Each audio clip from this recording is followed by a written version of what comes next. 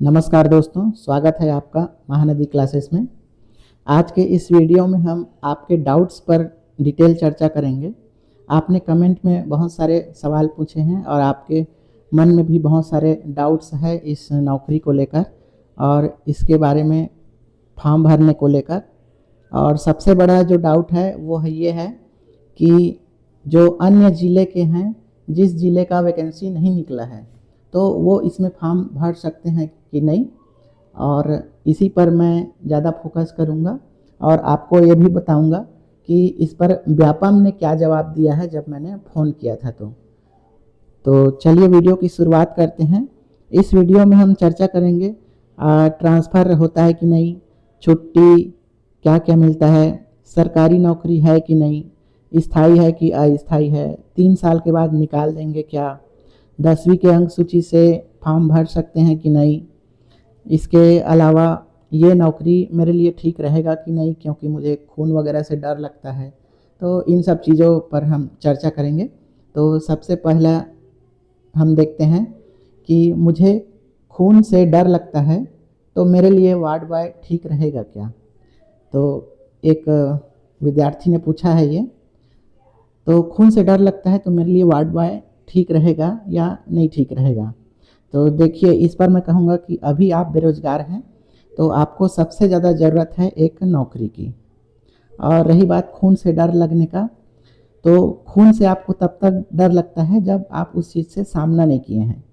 आप कभी कभार हॉस्पिटल जाते हैं तो आपको वहाँ का माहौल देख के ऐसा लगता है, एकदम डरावना टाइप का लगता है, सभी तरफ बीमार है, ये है वो है।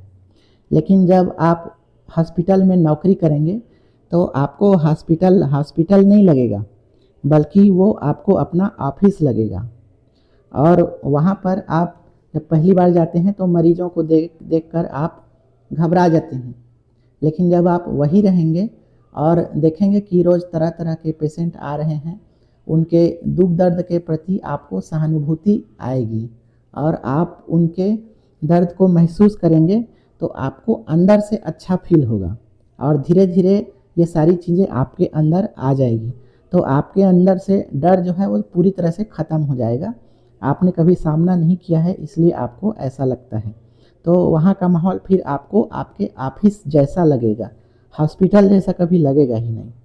और दूसरी चीज़ कि आप हमेशा वहाँ रहने के लिए नहीं जा रहे हैं, आप तो तैयारी कर रहे हैं। तो आप एक बार जॉब ले लीजिए, आप अपने पैर पर खड़ा हो जाइए, उसके बाद आप आगे की तैयारी कीजिए। अगर आपको कुछ ज़्यादा ही डर लगता है, पसंद नहीं आता है, मान लो आप नौकरी किए 6 महीना साल भर, नहीं समझ में आता है आपको वो जॉब, तो फिर आप छोड़ दीजिए। जब आपका अगला नौकरी लगेगा तो तब तक आप तैयारी कीजिए, कम से कम अभी सेल्फ डिपेंड हो जाइए। और अगली और दूसरा फ़ायदा इसमें यह भी है कि आप मेडिकल फील्ड में रहेंगे तो आप अपना इलाज तो अच्छे से करा ही पाएंगे, साथ ही साथ आप अपने फैमिली का भी इलाज अच्छे से करा पाएंगे, उनको ज़्यादा अच्छा सुविधा प्रोवाइड करा पाएंगे। और ये ऐसा नहीं है कि फ्री में होगा या आपके लिए छूट रहेगा, जो आम पब्लिक के लिए है वही आपके परिवार आपके लिए भी रहेगा, लेकिन आप एक व्यवहारिक रूप से उनको अच्छा से केयर कर सकते हैं। तो ये इस पर चर्चा हो गई। दूसरा, कई लोग पूछते हैं कि वार्ड बॉय का नौकरी है तो जैसे हॉस्पिटल में एक्सीडेंट के मरीज़ वगैरह आ गए तो उनका खून साफ करना पड़ता है क्या, या उनका मरहम पट्टी भी हमें ही करना पड़ेगा क्या। तो ऐसा नहीं है, मरहम पट्टी करने के लिए, खून साफ करने के लिए ड्रेसर का पोस्ट होता है। वो ड्रेसर का काम ही है कि वो मरहम पट्टी करे, खून साफ करे। तो आपको नहीं करना है, आपको स्ट्रेचर पर लाना ले जाना है, बस इतना ही काम करना है। अब हम आगे देखते हैं और क्या सवाल पूछा गया है। तो ये साहू IMG पूछते हैं कि कोरोना काल में जो ड्यूटी किए हैं उनको 10 नंबर बोनस भी है, उसको देखते हुए तैयारी करें। तो हाँ, उनको 10 नंबर बोनस तो है, और उसमें शर्त ये भी है कि 1 साल के अंदर में 6 महीना आपने काम किया हो तब आपको बोनस मिलेगा। ऐसा नहीं है कि 2019 में आपने 2 महीना काम किया, 2020 में आपने 1 महीना काम किया, 2021 में फिर आपने 3 महीना काम किया, इस तरह से 6 6 मंथ हो गए, तो ऐसा नहीं है। 1 साल के अंदर में आपको 6 महीना काम करना है, तब आपको उसका फ़ायदा मिलेगा। लेकिन इससे आपको डरने की ज़रूरत नहीं है, क्योंकि कोरोना काल में हॉस्पिटल में वही लोग काम किए हैं जो बिल्कुल मजबूर थे, जो एकदम गरीब थे, या फिर जो ज़्यादा पढ़े लिखे नहीं थे। आपके जैसे पढ़े लिखे लोग उस समय काम नहीं किए हैं, तो जो पढ़े लिखे वगैरह नहीं थे वही लोग ज़्यादातर वहाँ पर काम किए हैं अपने जान को जोखिम में डालकर। तो मेरे ख्याल से आप कंपटीशन एग्ज़ाम की तैयारी कर पा रहे हैं, तो आपके लेवल के वो नहीं होंगे, तो उनसे आपको डरने की ज़रूरत नहीं है। 10 नंबर से बढ़ते हैं अगला। वार्ड बॉय के लिए ड्यूटी टाइम कितना तक होता है? तो ड्यूटी टाइम 8 घंटे का रहेगा, ये मैंने बता दिया एक वीडियो में।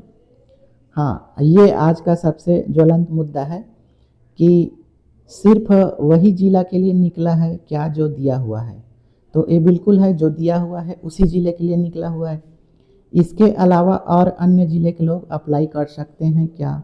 तो जब मैंने कल 2 बजे के आसपास जो हेल्पलाइन नंबर दिया हुआ है उस पर कॉल किया, ये दिया हुआ है व्यापम के जो नोटिफिकेशन है उसमें, तो उनके लैंडलाइन नंबर पे कॉल किया मैंने, तो 4 से 5 बार कॉल किया, तो उस पर उन्होंने उठाया ही नहीं कॉल। उसके बाद मैंने बंद कर दिया। फिर मैंने 4 बजे के आसपास एक बार और कॉल करके देखा, तो उसमें सर ने उठा लिया फट से एक ही बार में। तो मैंने उनसे पूछा कि सर डाउट डिस्कशन करना है, एक वार्ड बॉय के अप्लाई करना है उसके लिए।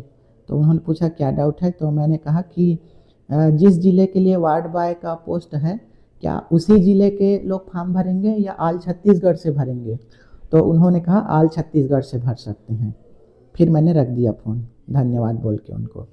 तो ये डाउट भी क्लियर हो गया कि जिस ज़िले के लिए निकला है केवल उसी ज़िले के लोग फॉर्म नहीं भर सकते हैं, बल्कि पूरे ऑल छत्तीसगढ़ के लोग भरेंगे। उस ज़िले के लोग तो भरेंगे ही भरेंगे, जिस ज़िले का पोस्ट नहीं है उस ज़िले के लोग भी उसमें फॉर्म भर सकते हैं, और जो आपका पोस्टिंग होगा वो पूरे छत्तीसगढ़ में ना होके आप जिस ज़िले के लिए भर रहेंगे वहीं पर होगा।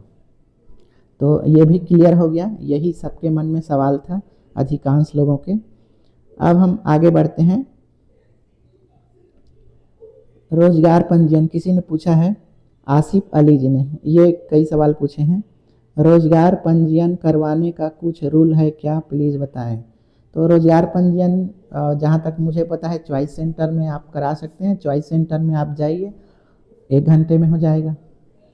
उसके बाद उसमें नंबर वंबर मिलेगा, उसको आप फॉर्म भरते समय उसका उपयोग कर सकते हैं, और उस जो चॉइस सेंटर से मिला हुआ जो कॉपी रहेगा उसको आपके ज़िले के रोजगार कार्यालय में जाके 6 महीने के अंदर में उसको वेरीफाई कराना रहता है। तो आप अभी तुरंत अपने ज़िले में नहीं जा सकते, तो आप चॉइस सेंटर से फॉर्म पहले भर लीजिए, उसके बाद इधर सारा चीज़ कर लीजिए, पेपर वेपर दिला लीजिए, उसके बाद आप चले जाइए 6 महीने के अंदर में। तो ये है रोजगार पंजीयन। अगला इन्होंने ही पूछा है, आसिफ अली ने, सर वार्ड बॉय का जॉब 3 ईयर का कॉन्ट्रैक्ट है, 3 साल बाद निकाल देंगे क्या, प्लीज़ बताएं। तो 3 साल का कॉन्ट्रैक्ट नहीं है, 3 साल आपको परिवीक्षा अवधि में रखेंगे, यानी 3 साल तक आप एक तरह से बॉन्डिंग में रहेंगे, देखा जाएगा कि आप उस पोस्ट के लायक हैं कि नहीं हैं। तो 3 साल तक आप कॉन्ट्रैक्ट में नहीं हैं, बल्कि 3 साल तक आप परिवीक्षा अवधि में रहेंगे। और ये 3 साल की जो परिवीक्षा अवधि है ये सभी नौकरी के लिए है, केवल वार्ड बॉय के लिए नहीं है। चाहे शिक्षा भर्ती निकलेगा उसके लिए भी है, वार्ड बॉय के निकलेगा उसके लिए भी है, पीएससी के जो भी डिप्टी कलेक्टर जो भी रहेगा सबके लिए 3 साल का है। तो ये कॉन्ट्रैक्ट नहीं है। कॉन्ट्रैक्टर का मतलब है कि आपको जो संविदा वगैरह है उसको कॉन्ट्रैक्ट बोलते हैं, कलेक्टर दर पर जो भर्ती होता है उसको बोलते हैं। तो ये कॉन्ट्रैक्ट नहीं है, ये पूरी तरह से सरकारी नौकरी है। तो ये भी आपका हो गया। और 3 साल बाद निकाल देंगे क्या, नहीं निकालेंगे आपको। आप जब तक अपने 60 साल तक नौकरी कीजिए नहीं निकालेंगे, जब तक आप कुछ ऐसा कार्य न करें नियम विरुद्ध है या शासन के खिलाफ काम नहीं करेंगे तो आपको नहीं निकालेंगे कुछ भी। तो ये सभी जॉब के लिए है, केवल इसी जॉब के लिए 3 साल का नहीं है। इसी पर सवाल और है, 3 साल का ही जॉब है क्या? तो नहीं है 3 साल का जॉब, पूरी तरह से सरकारी नौकरी है, आप 60 साल तक नौकरी करेंगे। ये इन्होंने लिखा है, बड़ी कोमलता से बोलते हैं आप, तो धन्यवाद आकाश सिंह जी। राधे श्याम लिखते हैं कि सर जी क्या अगर हम अच्छे से काम करेंगे तो हमारा जॉब आफ्टर 3 ईयर परमानेंट हो जाएगा क्या? तो अब आई है बात यहाँ पर परमानेंट का। तो 3 साल बाद आप परीक्षा अवधि कंप्लीट कर लेंगे तो उसके बाद परमानेंट नहीं कहते हैं उसको बोलते हैं रेगुलर, यानी आप नियमित हो जाएंगे, आपका नियमितीकरण हो जाएगा 3 साल के बाद। तो ये है, और अच्छे से काम करेंगे तो होता है, नहीं तो फिर परीक्षा अवधि 1 साल के लिए बढ़ा दी जाती है अगर कुछ शिकायत होता है तो, और ये बहुत रेयर है, ऐसा होता नहीं है, 3 साल के बाद आपका कर ही देते हैं। तो 3 साल के बाद आप नियमित हो जाएंगे। नेक्स्ट है सोनू वर्मा, ये लिखते हैं कि योग्यता 8वीं की, प्रश्न 10वीं का। तो प्रश्न तो ग्रेजुएशन का भी दे सकते हैं, इसमें कोई डाउट नहीं है, वो व्यापम के अपने मर्जी के ऊपर है, लेकिन आप इतना ही रखिए कि आप योग्यता से 1-2 क्लास आगे पढ़ के रखिए। 8वीं की योग्यता है तो आप कम से कम 10वीं तक का तो तैयारी कर ही लीजिए। जैसे शिक्षक भर्ती होता है तो मिडिल क्लास स्कूल के टीचर रहते हैं, उसमें 8वीं तक पढ़ाना रहता है, लेकिन उनके सिलेबस में दिया रहता है कि आपको जो प्रश्न रहेगा वो 12वीं लेवल का रहेगा। तो इसी तरह से आपके योग्यता 8वीं है तो लेवल जो है वो 10वीं लेवल का रहेगा। नेक्स्ट है, ये कई लोगों ने पूछा है, अलका कश्यप जी का प्रश्न है, सर जी इसमें माइनस मार्किंग होगा कि नहीं? तो माइनस मार्किंग है, इसमें 1/4 माइनस मार्किंग है, तो इस बात का आप विशेष ध्यान रखेंगे क्वेश्चन हल करते समय। आपका 4 प्रश्न अगर गलत हो जाता है तो एक सही जो नंबर है वो भी कट जाएगा। नेक्स्ट है, बुक मिलेगा क्या? तो बुक तो नहीं है मेरे पास। हाँ, ये साहिल कुर्रे लिखते हैं, क्या आप जो टॉपिक बताए हैं वही टॉपिक आएगा क्या 8th क्लास और 10th का? तो वही टॉपिक आएगा ये ज़रूरी नहीं है, लेकिन आपको उस लेवल का तैयारी करना है, 8th 9th 10th लेवल का तैयारी करना है। 10वीं अंक सूची से फॉर्म भर सकते हैं क्या? ये कई लोग ने पूछा है भाई कि 10वीं अंक सूची से फॉर्म भर सकते हैं क्या? तो उसमें पहली बात, आपको 10वीं का ऑप्शन ही नहीं मिलेगा, आपको 8वीं योग्यता पूछी गई है तो 8वीं के रोल नंबर डालिए, ऐसा आएगा।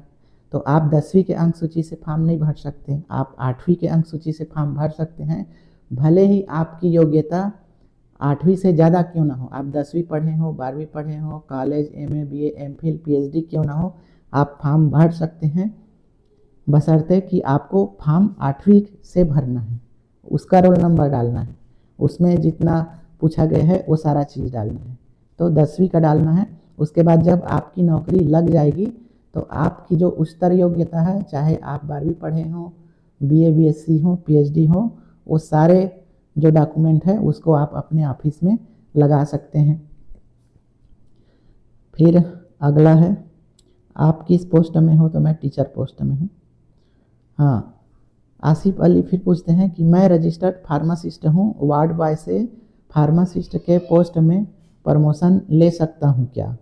तो नहीं ले सकते, इसका एक शब्द में जवाब है, क्योंकि वार्ड बॉय से आपका जो बाबू का पोस्ट है ग्रेड 3 उसमें प्रमोशन होता है, उसके बाद ग्रेड 2 में होता है, फिर ग्रेड 1 में होता है, फार्मासिस्ट वगैरह में नहीं होता है। तो ये आपका जवाब है। तो इसको भी आप ध्यान में रखिए कि आप हमेशा वार्ड बॉय नहीं रहेंगे। मान लो आपको अभी डर लगता है कि वार्ड बॉय खून देख के डर लगता है, तो हमेशा वार्ड बॉय नहीं रहेंगे, आप 7-8 साल बाद बाबू बन जाएंगे, तो आप ऑफिस में बैठ के फिर पेपर वर्क करेंगे, किसी का मेडिकल बनाएंगे, तो किसी का छुट्टी उट्टी पास करेंगे, तो आप फिर बाबू बन जाएंगे। नेक्स्ट है, मंथ में छुट्टी कितना मिलता है?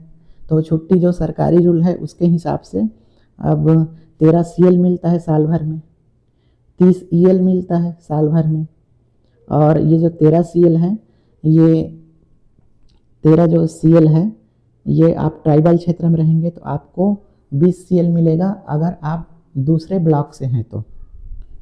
तो ये है छुट्टी का। इसके अलावा मेडिकल लीव वगैरह वो सब रहता है, तो इसका ध्यान रखेंगे। नेक्स्ट सवाल है, लाश को स्ट्रेचर में लाना ले जाना भी होता है क्या? तो लाश को स्ट्रेचर में लाना ले जाना होता है क्या? तो ये काम आपको करना पड़ेगा। आपको लाना ले जाने वाला काम आप ही का है, तो ये आप करेंगे। लेकिन आप इसे डरिए मत, आप अकेले नहीं रहेंगे। जिसका लाश रहेगा उसके सारे परिजन रहेंगे। आपको अगर नहीं ले जाना है तो आप उनसे बोलिए कि आप चलिए ले जाइए।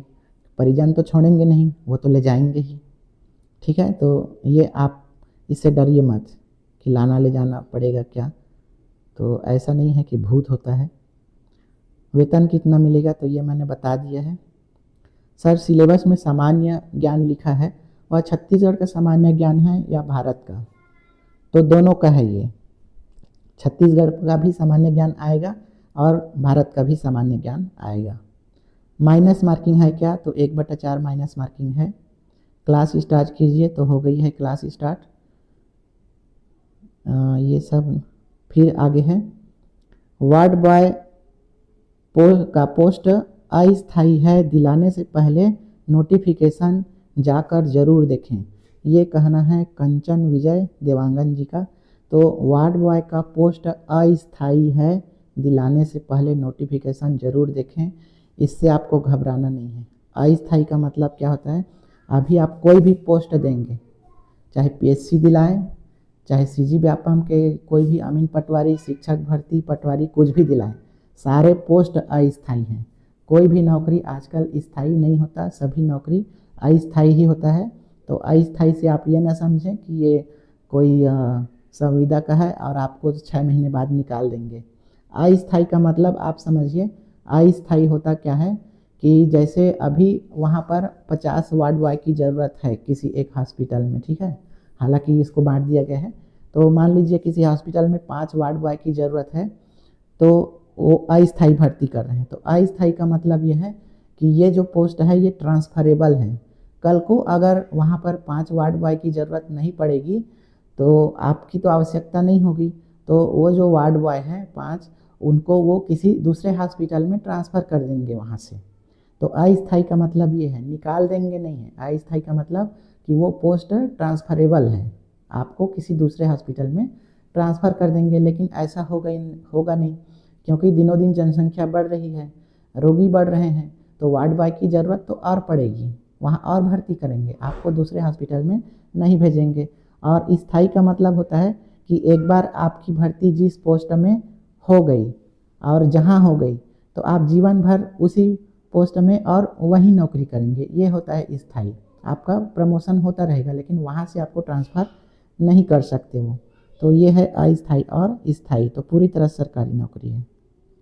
नेक्स्ट है, सर ट्रांसफ़र के बारे में नहीं बताया, इसके बारे में कुछ बताइए। तो ट्रांसफ़र क्या है, 3 साल तक, जब तक आप परिवीक्षा अवधि में है, आपका ट्रांसफ़र कुछ भी कर लें, कैसे भी किसी भी मंत्री से जुगाड़ लगा लें, नहीं होगा। 3 साल के बाद जो सरकारी रूल है उसके हिसाब से होगा। और आप ज़्यादा पहुँच वाले हैं, इधर उधर जोड़ तोड़ कर लेते हैं, तो आप करा भी लेंगे। तो 3 साल तक नहीं होगा, उसके बाद हो जाएगा, आप करा लें कहीं भी।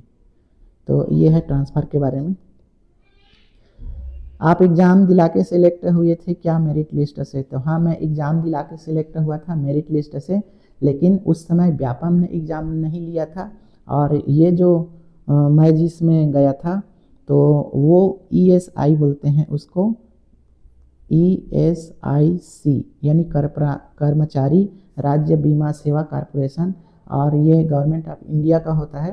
तो इसमें मुझे बालको, कोरबा का बालको है, वहाँ पर पोस्टिंग मिला था, बालको ESI डिस्पेंसरी में। तो ये ESI ही एग्ज़ाम लिया था उस समय, इसको आपको याद